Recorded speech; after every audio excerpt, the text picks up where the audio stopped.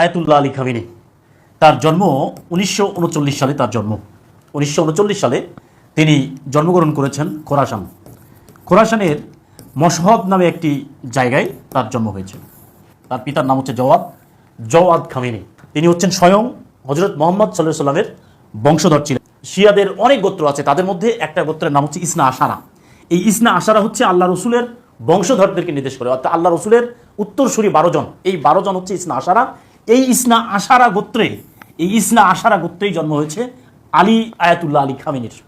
তার মানে হচ্ছে আয়াতুল্লাহ আলী খামিনি তিনি অন্য কোনো সাধারণ ব্যক্তি না, তিনি আল্লাহ রসুলের বংশধরদের মধ্যেই তার জন্ম হয়েছে। তার পিতা জওয়াদ খামিনি তিনি এই ইসনা আশারা গোত্রের অন্তর্ভুক্ত ছিলেন। এখন প্রশ্ন হলো, এই যে ইসনা আশারা কারা? ইরান বা হচ্ছে শিয়ারা, তারা কেন শুধুমাত্র ইসনা আশারা বিশ্বাস করে, এর বাইরে কাউকে বিশ্বাস করে না? ইসনা আশারা হচ্ছে আল্লাহ রসুলের পরবর্তী বংশধর, এরাই 12 জন, এরাই হচ্ছে ইসনা আশারা। এরা কারা একটু দেখেন। আলী রাদিয়াল্লাহু তাআলা আনহু, হযরত আলী রাদিয়াল্লাহু তাআলা আনহু, যিনি আল্লাহ রসুলের চাচাতো ভাই ছিলেন এবং তিনি তার মেয়ে, আল্লাহ রসুলের যে মেয়ে হযরত ফাতিমা রাদিয়াল্লাহু তাআলা আনহুর স্বামী ছিলেন, হাজব্যান্ড ছিলেন। 2 নম্বর হচ্ছে ইমাম হাসান রাদিয়াল্লাহু তাআলা আনহু।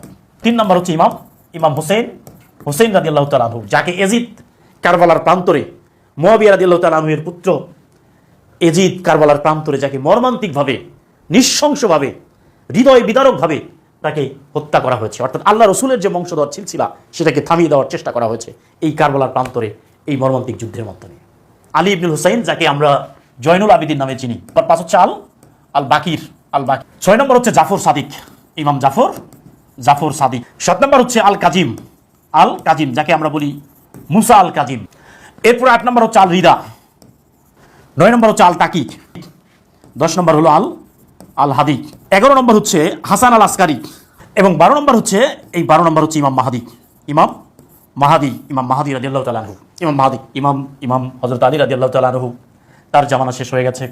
হাসান রাদিয়াল্লাহু তাআলা আনহু, হুসাইন রাদিয়াল্লাহু তাআলা আনহু, জয়নুল আবিদিন রাদিয়াল্লাহু তাআলা আনহু, আল বাকি রাদিয়াল্লাহু তাআলা আনহু, ইমাম জাফর সাদিক, আল কাজিম, আল রিদা, আল তাকি, আল হাদি, আল আসকারি, আল মাহাদি।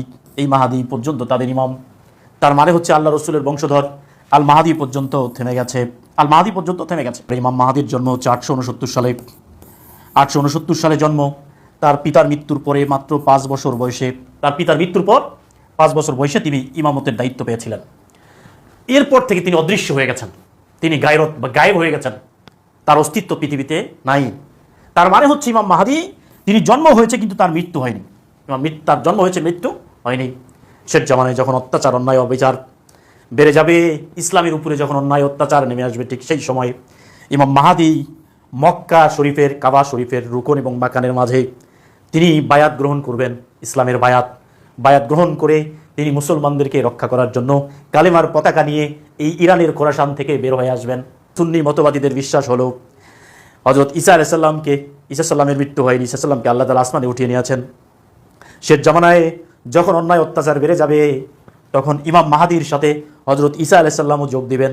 একসাথে হয়ে এই মধ্যপ্রাচ্যের ইরান, এই খোরাসান, আফগানিস্তান থেকে ইসলামের কালিমার ঝান্ডা বের হয়ে আসবে এবং এটাই হচ্ছে শেষ। কালিমার টিকে থাকবে সারা পৃথিবীর কোথাও যদি ইমান না থাকে, তাহলে ইমানের অস্তিত্ব খুঁজে পাওয়া যাবে এই ইরানেই। পৃথিবীর সমস্ত মুসলিম রাষ্ট্র যখন যেখানে ভয় পায়, সেখানে মেরুদণ্ড মাথা উঁচু করে দাঁড়ায় ইরান। কারণ ইরান কেন দাঁড়ায়? ইরান দাঁড়ায় হচ্ছে একটা কারণে, কারণ ইরানের বংশধর এই আয়াতুল্লাহ আলী খামিনি, এরা হচ্ছে স্বয়ং ইসনা আশারা, অর্থাৎ আল্লাহ রসুলের বংশধর ছিলেন। এই জন্য এদের ইমানি শক্তি অনেক বেশি। আগামীকাল থেকে আয়াতুল্লাহ আলী খামিনির জানাজা অনুষ্ঠিত হতে যাচ্ছে। 6 দিন ব্যাপী তার জানাজা হবে। বিশ্বের প্রায় 90টি দেশের ধর্মগুরু এবং 30টি মুসলিম দেশের রাষ্ট্রীয় প্রতিনিধি সেখানে উপস্থিত হবেন। প্রায় 2 কোটি মানুষ তার জানাজায় অংশ নেবে।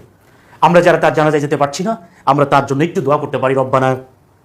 রব্বানা জালামনা আনফুসানা ওয়া ইল্লাম তাগফির লানা ওয়া তারহামনা লানাকুনান্না মিনাল খাসিরিন। রব্বানা আতিনা ফিদ দুনিয়া হাসানাতাও ওয়া ফিল আখিরাতি হাসানা ওয়া কিনা আযাবান্নার। আল্লাহ তাআলা আয়াতুল্লাহ আলী খামিনির মতো নেতা তুমি আরো পৃথিবীতে দাও। এরকম শক্তিশালী নেতা, এরকম দৃঢ় প্রতিজ্ঞ নেতা তুমি মুসলমানদেরকে আরো বেশি বেশি দান করো। যতদিন পর্যন্ত ইমাম মাহাদি আসবে না, যতদিন পর্যন্ত ঈসা আলাইহিস সালাম পৃথিবীতে আসবে না, ততদিন পর্যন্ত ইসলামকে টিকে রাখার জন্য, ইসলামের অস্তিত্ব রক্ষার জন্য তুমি এরকম কোটি কোটি আয়াতুল্লাহ খামিনি পৃথিবীতে তৈরি করে দাও।